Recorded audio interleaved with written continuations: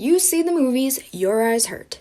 It's the blue and the red clashing, but your eyes won't avert because you're too alert.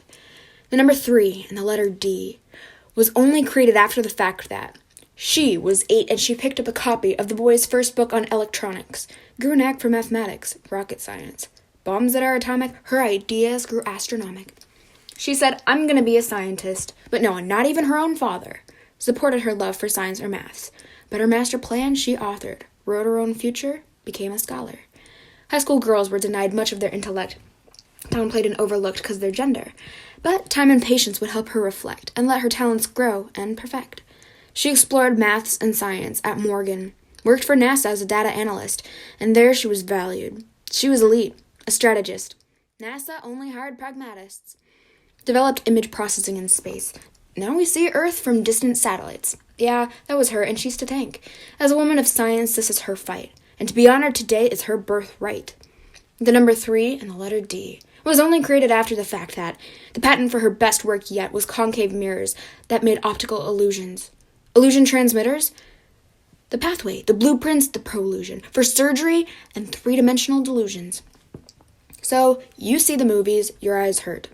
It's the blue and the red clashing, but your eyes won't avert. You are too alert.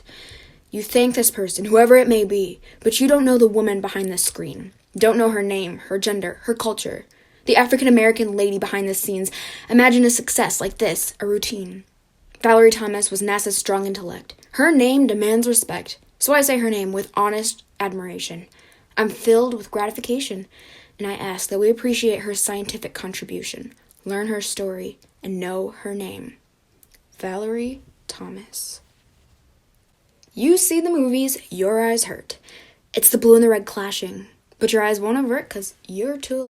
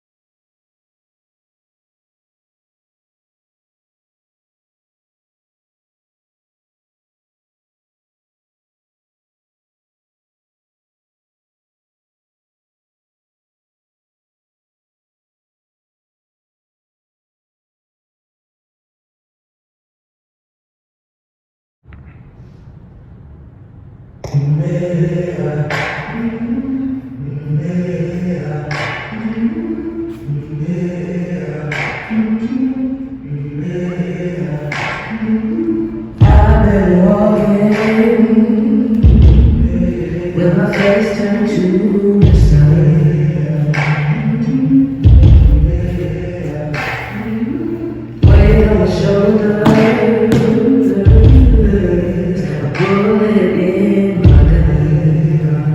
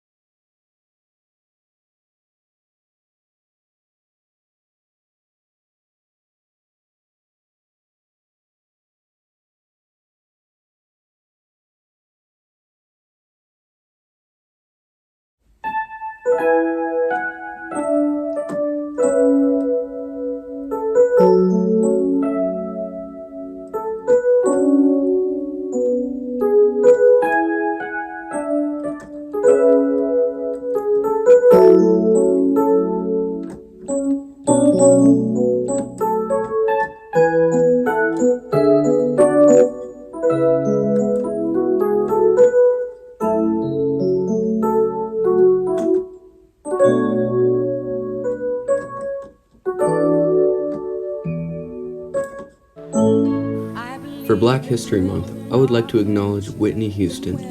She had a great impact on the musical and African American community. I learned the intro to her song, The Greatest Love of All, because it is a very inspirational piece. She puts a lot of emotion into her music, which is why it has been so successful over the decades. When she had died in 2012, it was a devastation to so many people. She had been a singer that many people of all ages and races had looked up to. As a young girl, she had been introduced to music very early. Her mother and cousin had both been legendary figures in gospel and soul music. Her mother, Sissy Houston, had started Young Whitney at a Baptist church, and it was there that she had gotten her start. Even as a young child, she had amazed many audiences.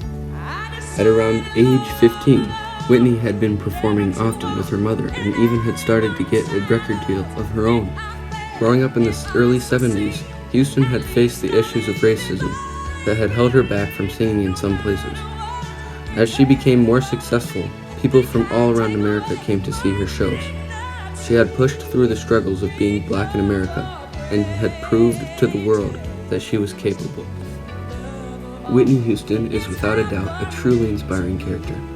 I knew that I would choose to acknowledge her on Black History Month because of the musical accomplishments she has achieved despite the challenges of racism.